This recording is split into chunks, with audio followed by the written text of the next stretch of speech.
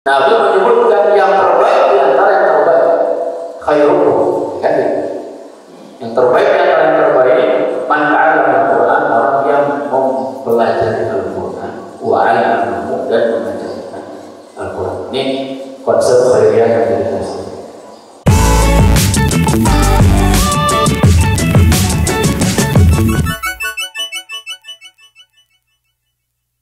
Salawat dan salam kita sampaikan terlebih dahulu kepada putra kita, tauladan kita semua, uswah kita semua, tinggalkan Muhammad sallallahu alaihi wasallam, untuk keluarganya, para sahabatnya, para tabi'in, dan tabi'in, dan seluruh pengikutnya hingga akhir zaman, kita termasuk di dalamnya insyaallah bisa.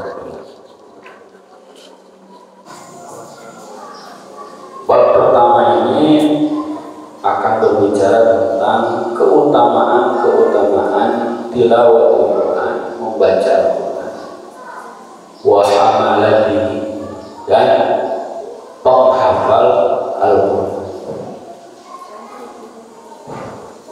Jadi kalau di dunia orang Arab, bahkan dari sejak dahulu, orang yang menghafal itu disebutnya hamalah, hamalatul Quran atau hamalatul Quran atau hamilul Quran. Jadi di nasyidnya Musyairah itu, ya hamilul Quran, ya hamilul Quran, bukan ya hafizul Quran, ya hamil. Kalau di bahasa Indonesia agak kurang cocok. Hamil itu artinya mengandung. Tapi sebenarnya hamil itu bahasa Arab juga.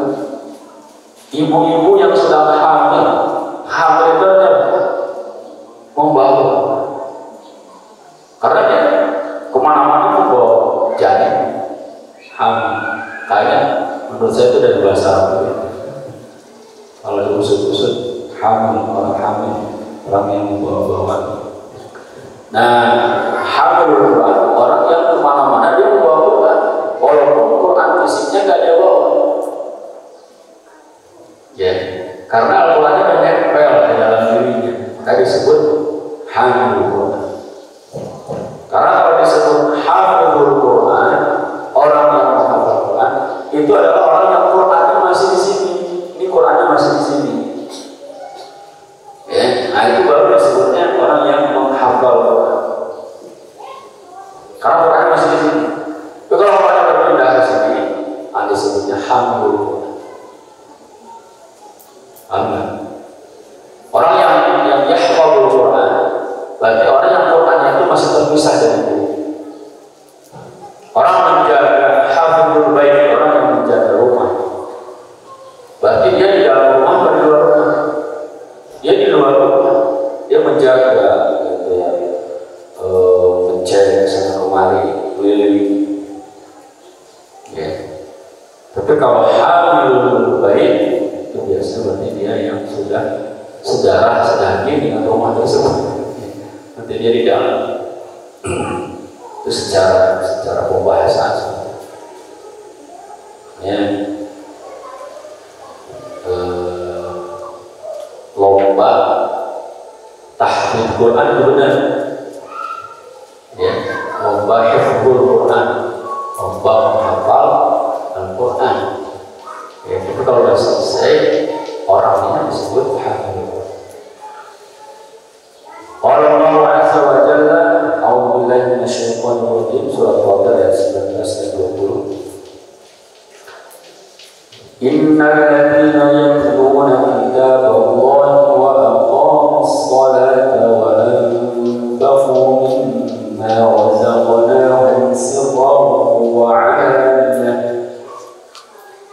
wa anfaqu mimma razaqnahum sirran wa 'alaniyatan yarjuna tijaratan lan tabur liwafiyahum ujurahum wa yazidahum min fadlih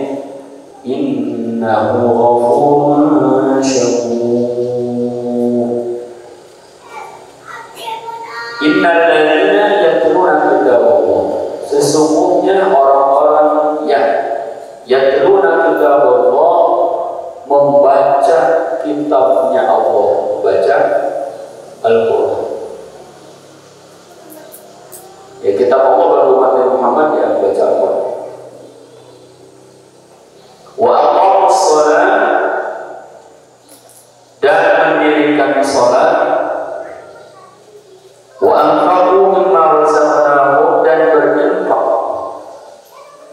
Ya, atau dalam tafsirnya mengeluarkan zakat. Tapi boleh juga dimaknai sebagai sedekah atau infak, sedekah. Mimma razaqnahum, dari apa yang kami berikan kepada mereka, kami rezekikan kepada mereka, sirran wa alaniyah, baik secara sembunyi-sembunyi wa alaniyah, ataupun secara terang-terang. Yaruduna bijaratan lan tabur. Mereka itu yang membaca Al-Quran, memberikan sholat, menaikkan zakat, sedekah, dan seterusnya adalah orang-orang yang yaruduna bijaratan lan tabur. Mereka yang mengharapkan di sini maknanya adalah akan mendapatkan bijaratan, sebuah keuntungan, sebuah perniagaan, lan tabur, yang tidak akan pernah meleset, atau pasti tidak akan pernah rugi. Kalau bahasa bijaranya itu berarti perniagaan yang tidak akan pernah rugi.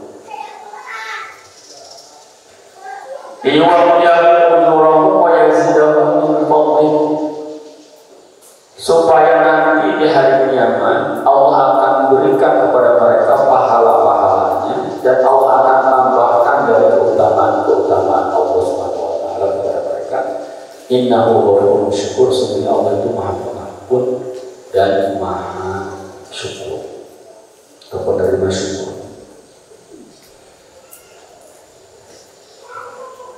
Sesungguhnya orang-orang yang membaca kitab Allah, yatluna kitab Allah. Kalau kita lihat kata kerjanya yatluna kitab Allah dengan wa aqamus shalah, itu fi'ilnya berbeda. Ya kan? Yatluna kitab Allah. Harusnya kan kalau mau disamakan innal ladzina yatluna kitab Allah wa yuqimuna as-salata wa yunfiquna mimma razaqnahum. Ya. Tapi yatluna menggunakan kata fi'il mudhari.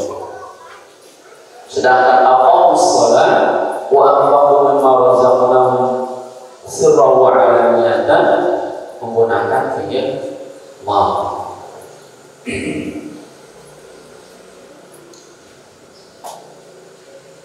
apa bedanya? Pertama, membaca kitab Allah, ya. Dengan mendirikan sholat, kewajibannya sama atau beda? Sholat lima waktu fardu, kan? Orang kalau meninggalkan sholat dosa besar, bahkan bisa jadi kufur. Kata Nabi, "Bainana wa bainal kafir tarkus." Perbedaan antara kita dan orang kafir itu meninggalkan sholat. Itu orang meninggalkan sholat bisa kafir. Ya, minimalnya fasik. Dia bisa kafir kalau meyakini sholat itu tidak wajib. Tapi orang tidak membaca Al-Quran bisa dihukumi kafir?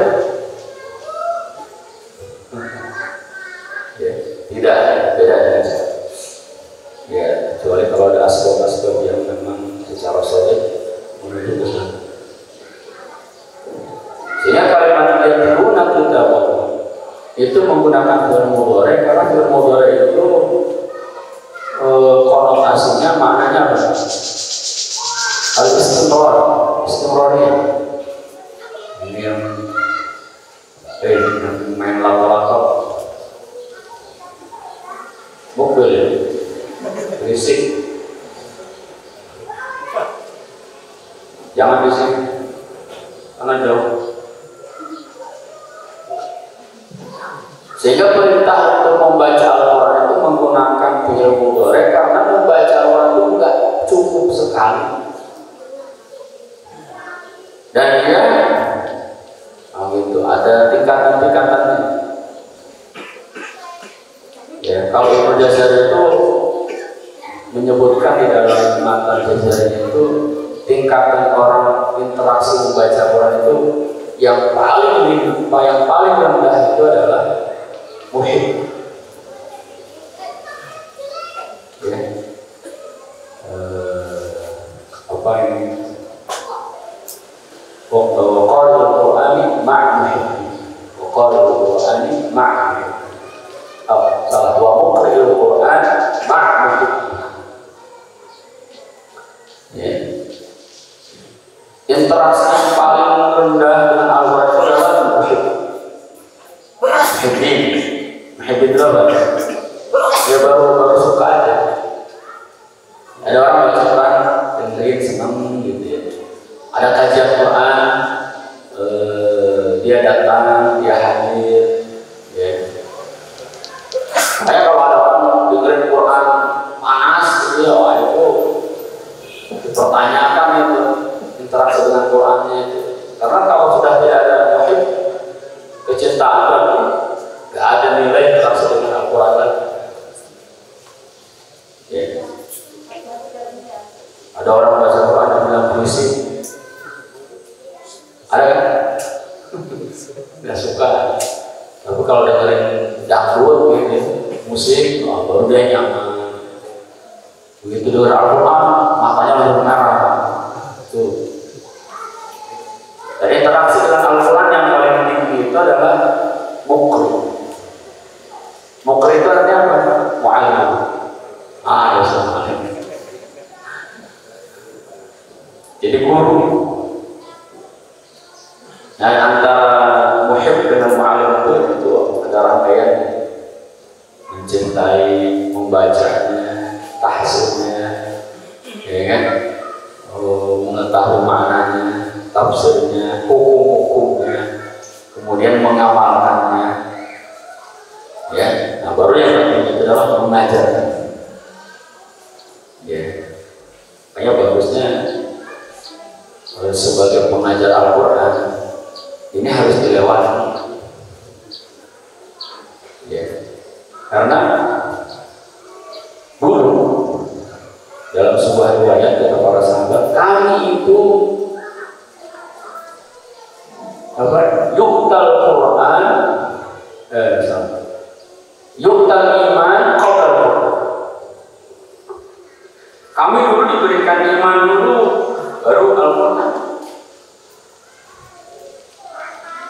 Dalam riwayat itu disampaikan sekarang banyak orang diberikan Al-Quran sebelum iman. Apa maksudnya diberikan iman sebelum Quran? Ya, diberikan iman sebelum Quran maksudnya adalah diberikan apa? Diberikan keimanan, diberikan keyakinan.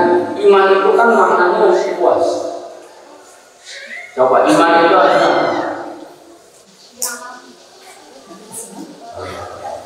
Gimana sih? Bahasa Indonesia aja lah.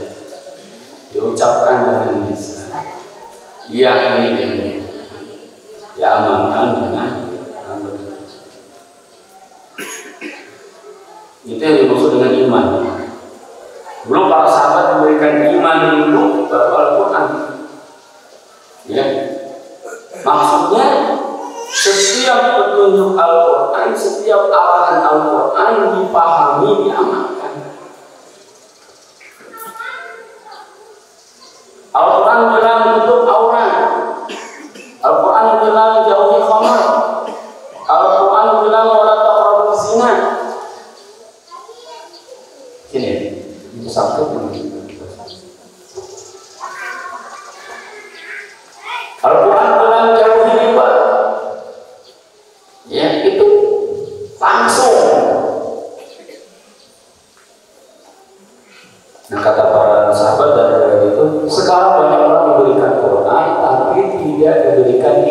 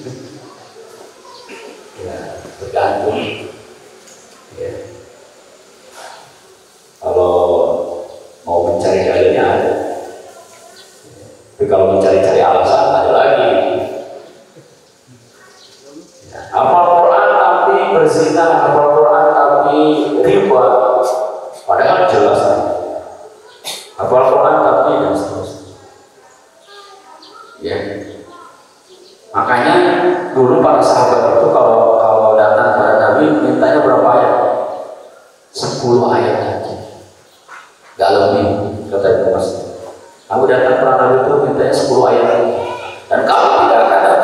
Dan ini tidak hanya untuk yang guru Quran. Guru matematika bisa nggak memasukkan nilai-nilai keimanan dalam Al-Quran? Bisa. Itu matematika siapa yang buat rumusnya? Ya. Kita itu umat Islam juga. Ya. Yang sekarang banyak yang ketuker. Bapak Ibu,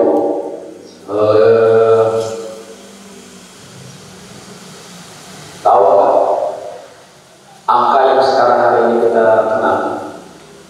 Rumus angka 1, 2, 3, 4 dalam bahasa Latin itu aslinya angka Arab. Sejarahnya. Adapun angka 1 dalam bahasa Arab 1, 2 ini ada 5.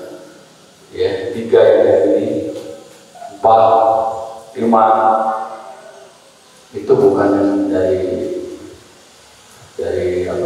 bahasa, tapi itu dari inti. Ya. Rumus asli angka itu yang kita tahu hari ini itu angka Arab. 1, 2 ini, 3 ini, 4-nya ini, ya 5-nya ini. Itu dari rumus, kalau nggak salah sejarahnya dari Nabi Ibrahim, rumus kotak batu.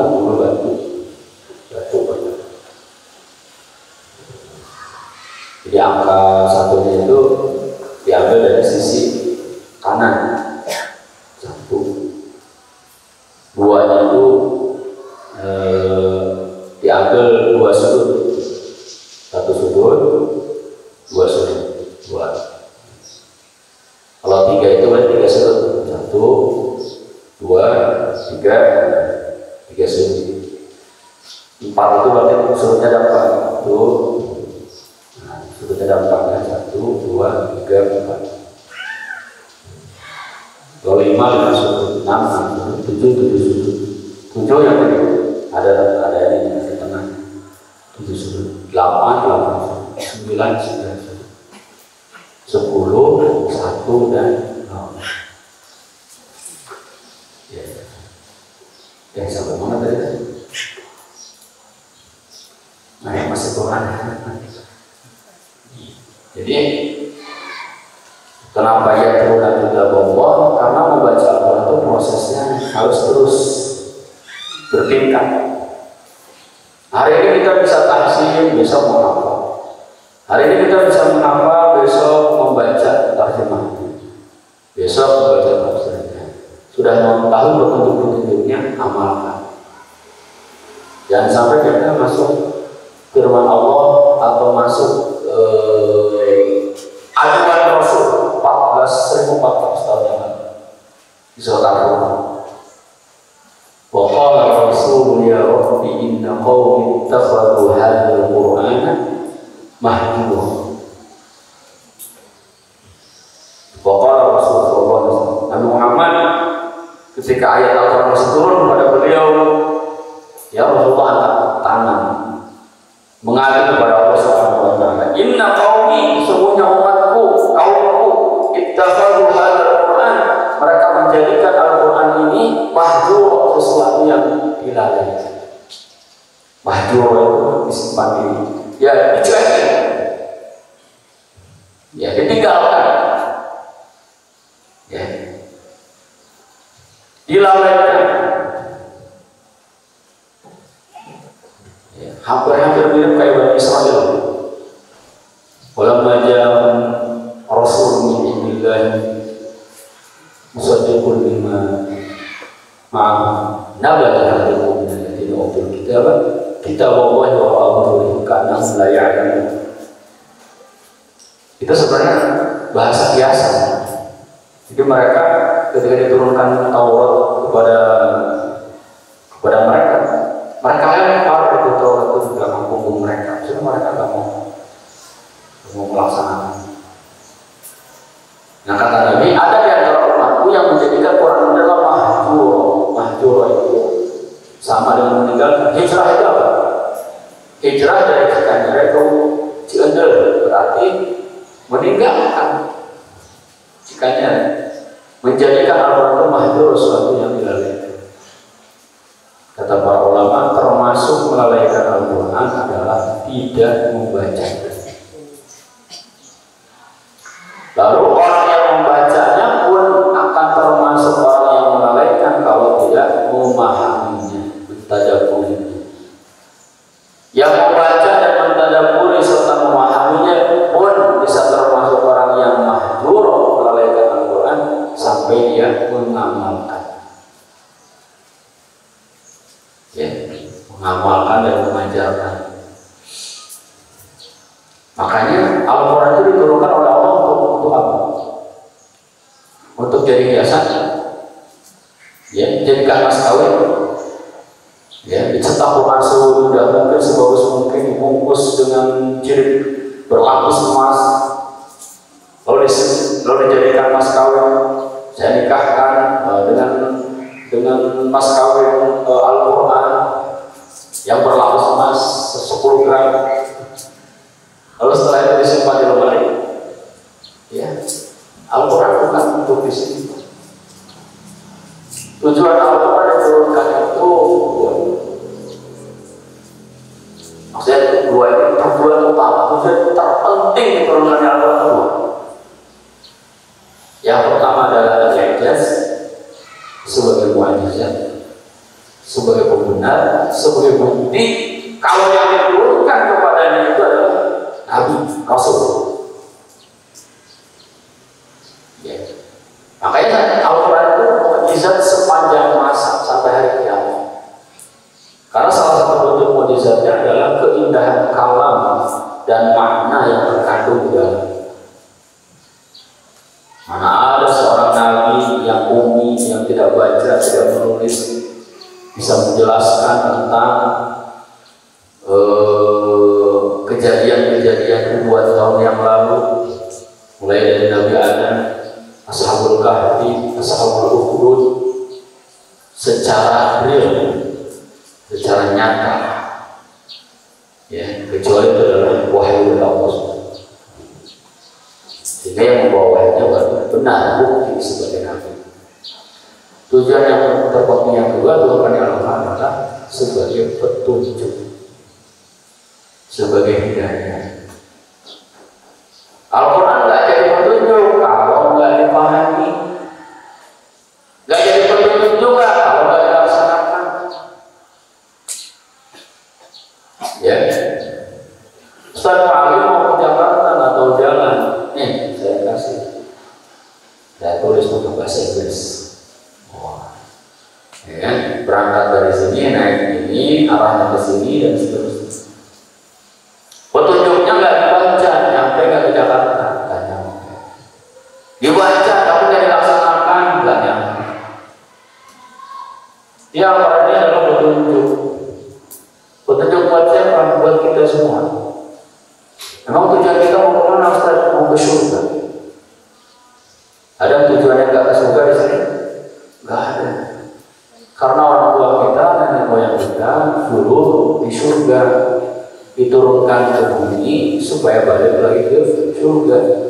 Awas jangan salah alamat. Kebaliknya ke sebelah. Saya orang Cikanjur, baliknya Cikanjur.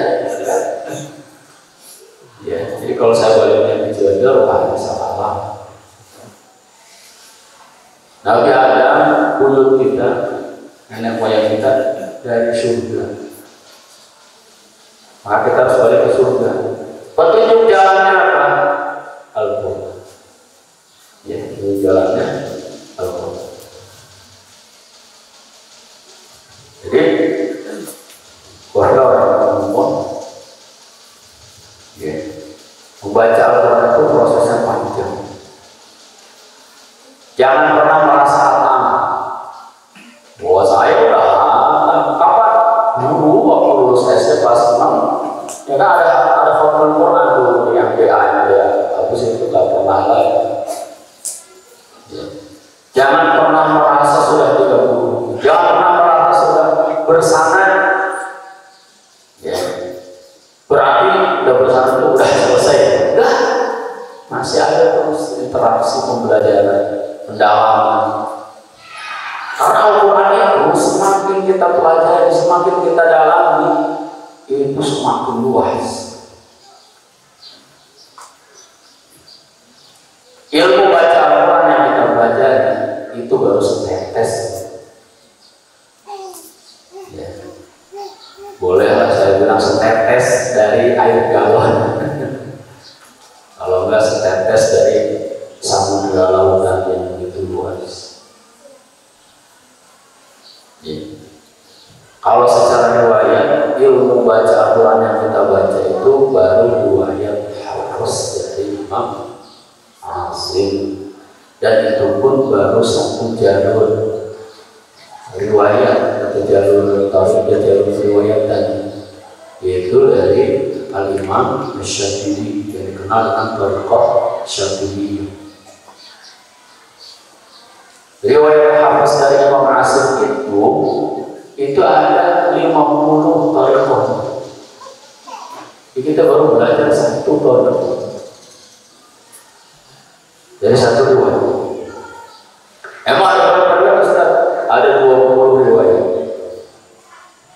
Masing-masing riwayat itu 50 thariqah juga. Kaliin aja tuh 20 kali 50 berapa? 20 kali 50 berapa Ustaz? 1000. Jadi yang kita pelajari baru satu, itu pun belum beres, belum tuntas. Ya, jadi luas ilmu baca Quran luas itu baru ilmu baca. Ya, belum bagaimana resepnya, bagaimana ilmu tentang tulisan Al-Quran, ilmu tentang tanda baca Al-Quran. Kenapa ada suku, fathah, dhammah, ada tasydid, itu ada ilmu, ya. Ada ilmu cara penulisan, tulisan Ibrahim dalam Al-Quran gimana? Ibro ada apa? Him ada ianya, ada. Coba itu.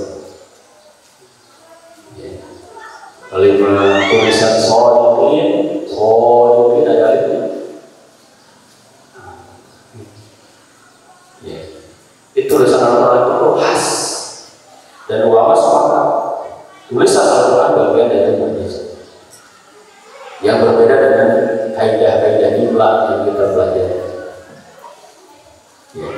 Karena tulisan itu mencakup semua qiraat yang diriwayatkan dari Nabi Sallallahu Alaihi Wasallam.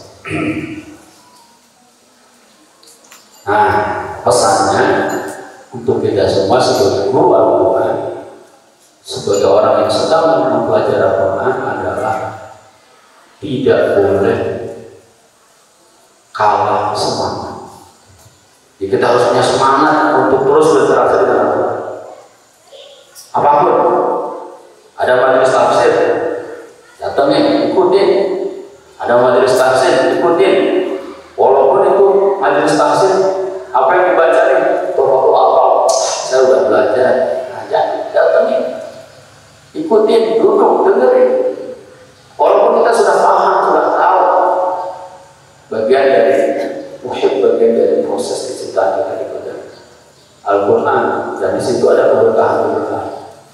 Kadang-kadang ilmu yang kita dapatkan hari ini dari kitab yang sama, besok kita belajar dari kitab yang sama, itu kita mendapatkan ilmu baru. Pernah nggak kita baca satu buku selesai? Pernah kita baca Ta'anta, Makrata, kita baca satu kali, terus kita baca yang kedua kali, baca yang ketiga kali, baca pertama dengan kedua, pemahamannya sama atau beda? Beda. Di bacaan kedua ada ilmu baru, ada imajinasi baru, ada gagasan baru.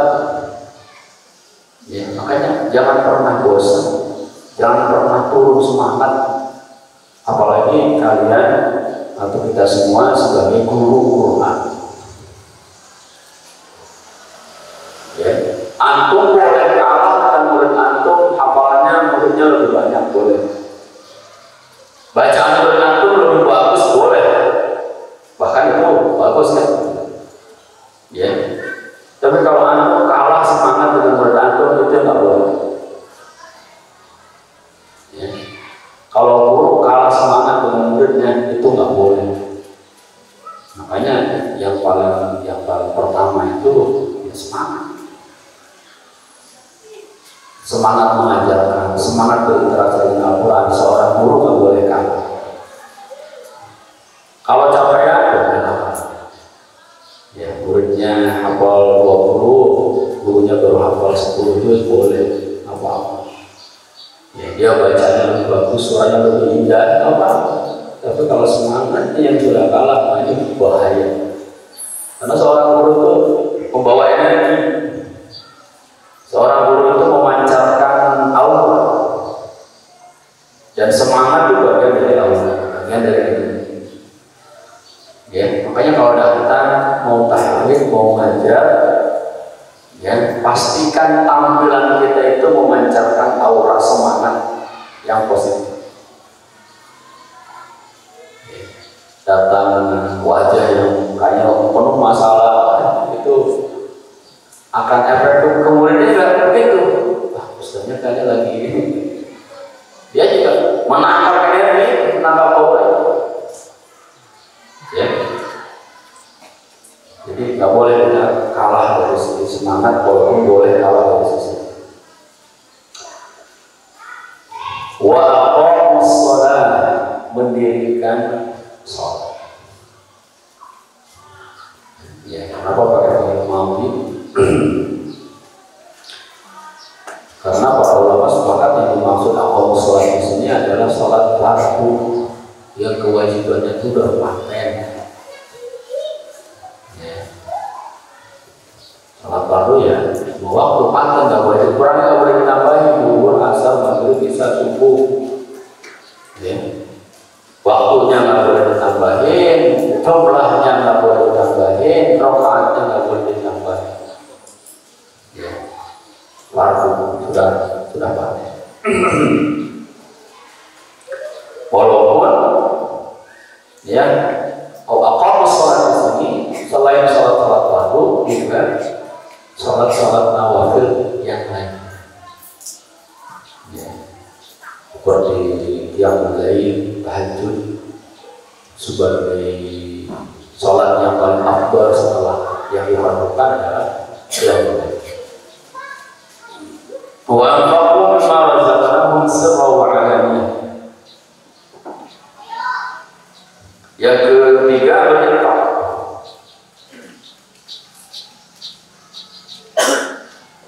Dari apa yang Allah berikan sirran wa 'alaniyah, baik secara sembunyi-sembunyi atau secara terang-terangan, sama yang tadi zakat sebagai sesuatu yang dilakukan bagi yang butuh.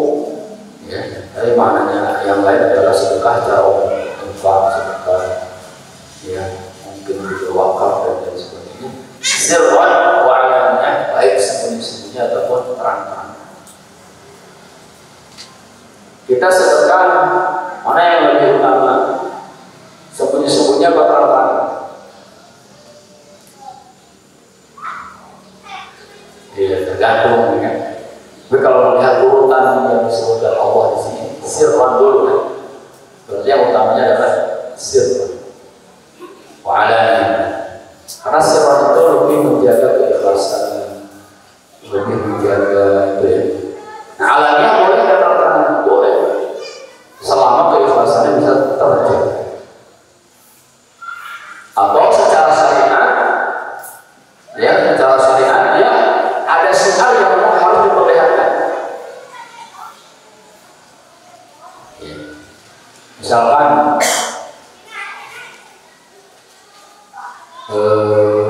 dalam masalah zakat, ya. Zakat itu bagusnya sembunyi-sembunyi langsung dibagikan, atau kita terang-terangan daftar ke lembaga. Ada lembaga zakat, kita datang, Ini saya zakat 10 miliar. 10 miliar itu berarti 2,5%-nya itu dari berapa? Ya, kalau lihat dari sudut pandang kebersamaan jamaah itu bagusnya lewat. Karena kalau misalkan kaum muslimin silakan zakat masing-masing, yang terjadi pemerataannya nggak ada. Ya, orang kalau zakat itu pasti melihat tetangga ini memang nggak usah dikasih zakat, rese mulu nggak dikasih, yang ini baik dikasih aja gitu. Tapi kalau lewat lembaga dia akan lebih mahal. Ya, makanya di dalam asal zakat itu ada apa? Ada amin. Itu kan fungsinya amin, mengumpulkan zakat, mendistribusikan zakat, mengelola zakat, itu fungsinya daripada amin. Makanya lebih kalau dilihat dari urgensi ini, utamanya ke lembaga. Ke lembaga berarti ya kita mengumumkan terang-terangan. Karena sedekah terang-terangan juga dipuji Allah kan di surat Al-Baqarah. Itu bersedekah fani'imahiyah. Kalau kalian memperlihatkan sedekah kalian, tubuh itu memperlihatkan terang, fani'imahiyah, betapa nikmatnya itu. Berarti sedekah terang-terangan boleh tidak? Boleh. Apalagi diperlukan sebagai syiar. Ya, siapa yang mau wakaf pembangunan Asrama Putri? Ayo angkat tangan. Saya berapa? 1 miliar. Oh, yang lain kan ngiri itu. Ustaz saya berapa? 10 miliar. Nah, udah 11 miliar. Ya, nanti yang lain, nah itu boleh. Ya, dengan tujuan mensupport orang lain, memancing orang lain untuk melakukan kebaikan. Itu niatnya, bukan niatnya ria. Niatnya saya nih 1 miliar nih, kan begitu. Ya. Pas giliran yang lain 2 miliar dia langsung jadi kebasahan, nah aja. Ya, hilang sombongnya. Nah, itu berarti niatnya salah. Seruan barang. Makna lain. Ya, jadi setelah yatuna kitab Allah itu aqamus shalah, itu adalah mengamalkan isi Al-Qur'an. Ya, ibadah-ibadah yang langsung kepada Allah Subhanahu wa taala. Wa anfaqu mimma razaqnahum sirran wa 'alaniyatan, melaksanakan perintah-perintah yang ada dalam Al-Qur'an yang hubungannya dengan manusia. Jadi ternyata kalau dibaca secara maknanya kayak gampang ya, ternyata secara detailnya luar biasa. Gak hanya membaca, gak hanya mengamalkan. Ya. Orang yang akan mendapatkan jarjuna dan lantar, yang akan mendapatkan tijaratan dan makanya kata para ulama, ayat ini dikenal dengan ayatul Qurra. Ayatul Qurra. Jadi kalau ada pertanyaan, bacakan ayatul Qurra, bukan ayatul Qurra. Ayatul Ahlul Qurra. Ayatul Ahlul Qurra kata para. Jadi kalau ada pertanyaan, sebutkan ayat Ahlul Qurra. Ayat innalladzina yatluna. Apa yang maksudnya ayat Ahlul Qurra? Ayat Ahlul Qurra itu berarti pecinta Al-Quran gitu ya. Atau Ahlul Qurra itu ya para pecinta Al-Quran, para musyibbil Quran. Ya, keluarga-keluarga Al-Quran, ini ayat. Ya. Karena di dalamnya memuat kata tijaratan dan tabu. Orang yang mencintai Al-Quran, baca Al-Quran, mengamalkan Al-Quran, itu akan mendapatkan tijaratan dan tabu. Jadi Allah Subhanahu wa taala atau mengumpamakan pahala membaca Al-Quran, sholat, sedekah atau mengamalkan Al-Quran, itu siapa yang main lato-lato? Yang main lato-lato kedengaran lagi diambil lato-lato. Aduh, mobil ya.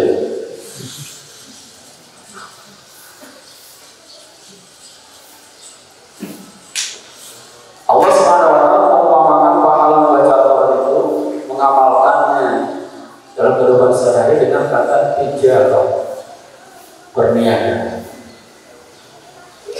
Karena ternyata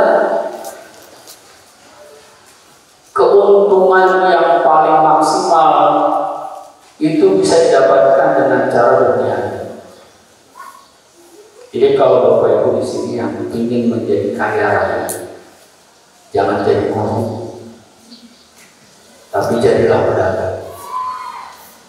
Sekali lagi, yang ingin banyak duit di sini, jangan jadi guru. Jadi guru mah gajinya dikit ya. Tapi jadilah pedagang. Karena pintu rezeki itu 9 pintu rezeki itu adanya di perdagangan, di perniagaan. Yang 1%-nya, itu jadi guru, jadi yang lain jadi tukang. Ya. Kalau punya banyak duit kaya raya, jadilah pedagang, jangan jadi guru. Wah, kalau itu Ustaz, mulai besok saya desain dari Al-Waslah sudah. Ya. Tapi ketahuilah Bapak Ibu yang menjadi guru, ya, Bapak Ibu lah yang akan melahirkan para pedagang. Ya. Sehingga kalau dari segi keuntungan, Bapak Ibu jauh lebih beruntung daripada para pedagang. Para pebisnis itu ya, yang dia dapatkan ya duit aja. Dia tidak mendapatkan kedekatan dengan Allah, keberkahan. Ya. Tapi seorang guru, seorang mu'alim, sebenarnya itu luar biasa. Ya. Tahu-tahu kita dikubur, seorang mu'alim itu rekeningnya diisi terus. Ya. Karena kita mengajarkan ilmu.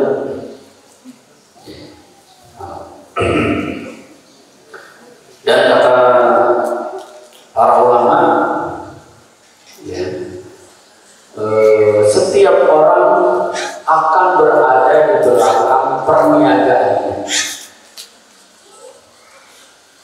Kalau seorang ahli bisnis, seorang bisnismen, dia kaya raya, itu karena di belakangnya ada perusahaan-perusahaan, keuntungan-keuntungan yang banyak. Maka seorang pembaca Al-Quran juga di belakangnya akan ada keuntungan-keuntungan yang lantabu, yang tidak akan pernah surut, yang tidak akan pernah rugi.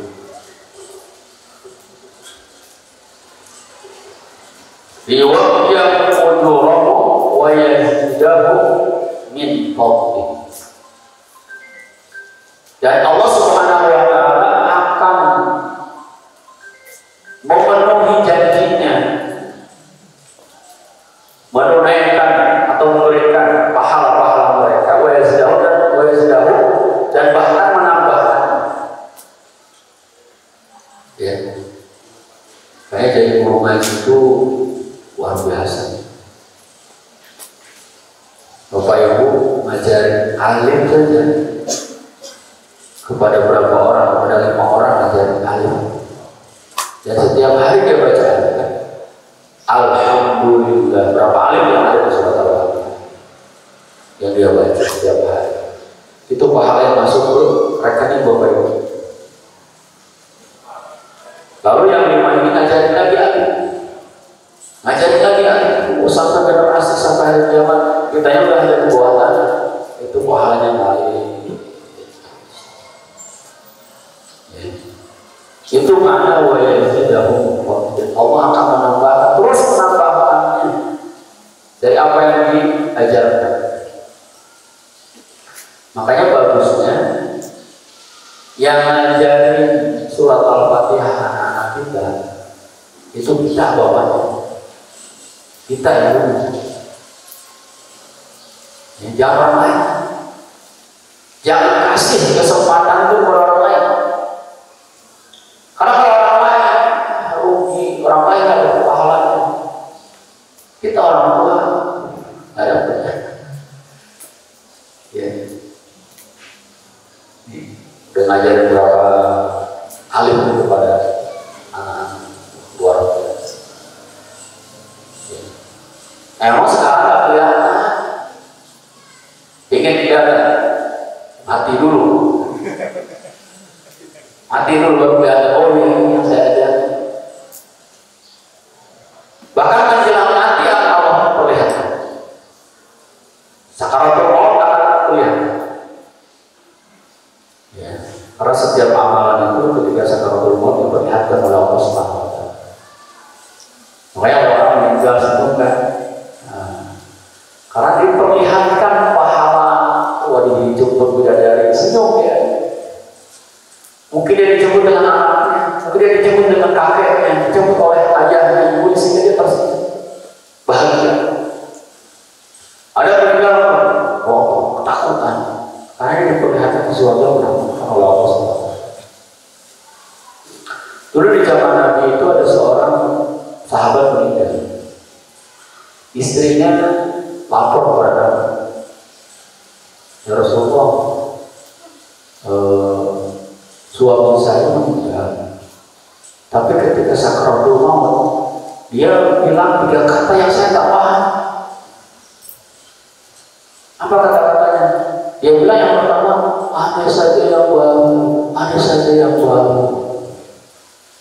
Mungkin istrinya bingung, yang baru siapa? Jangan istri baru. Yang kedua, ada saja lebih jauh, ada saja lebih jauh. Yang ketiga, dia bilang, ada saja semuanya, ada saja semuanya. Bingung kan ya? Ya, karena Nabi punya informasi wahyu, kata Nabi, suamimu itu ketika sakaratul maut diperlihatkan amalnya. Dan suamimu itu pernah suatu ketika pulang dari perniagaan musim dingin. Ada orang sedang kedinginan, dia buka jaketnya, dia kasih itu jaket. Lalu dia pakai jaket yang baru. Ketika diperlihatkan pahalanya, dia menyesal, andai saja yang baru, andai saja yang baru yang saya kasih. Karena pahalanya begitu luar biasa. Suatu ketika suami pernah menuntun orang buta yang sedang jalan menuju masjid. Cuma jaraknya sudah dekat ke masjid. Ya, begitu diperlihatkan pahalanya, ada saja lebih jauh, ada saja lebih jauh menuntunnya. Dan suatu ketika suami pernah pulang dan kamu sediakan roti sebelum makan, tiba-tiba ada ketuk pintu. Ketika dibuka ada seorang ibu dan anaknya yang mau makan. Dia belah rotinya dibagi 2, dikasih ibunya, dan satu dia makan. Ketika dia perlihatkan pahalanya, suami itu menyesal. Andai saja semuanya, andai saja semuanya. Besok ketika kita sakaratul maut akan diperlihatkan. Andai saja nggak alam saja ada saja semuanya yang saya ada. Ya. Andai saja saya mulai dari setiap hari, andai saja saya wakafkan semua harta saya untuk pembangunan masjid, asrama putri dan lain sebagainya. Ya. Jadi apa yang kita berikan itu yang kita terima. Dan semua kita ketika sakaratul maut akan menyesal. Itu ada ayat di dalam Al-Quran. Hatta idza jaa ahadahum maut qala rabbi irji'un la'alli a'malu shalihan fima tarak. Kalla innaha kalimatun huwa qailuha wa hum wara'i barzakhun ila yaumil ba'ts. Semua orang yang sakaratul maut yang datang kepada kematian itu semuanya akan menyesal. Yang soleh pun akan menyesal karena merasa kesolehannya masih kurang. Apalagi yang tidak soleh, ya pasti penyesalannya lebih dalam lagi, lebih kuat lagi, lebih nongol lagi. Ya, mudah-mudahan kita terus menata suasana hati kita, mengikhlaskan ya, diri, menjaga semangat bahwa yang kita berikan kepada anak-anak kita ini kita ajarkan sesuatu yang sudah terlalu kembali kepada dia. Kita berikan secara maksimal, maka kita akan mendapatkannya maksimal. Dan Allah la yukhlifunya, Allah pasti akan menepati janji. Di luar jauh ujurah wa yazidahu min fadlihi. Innahu ghafur, sungguhnya Allah itu Maha Pengampun.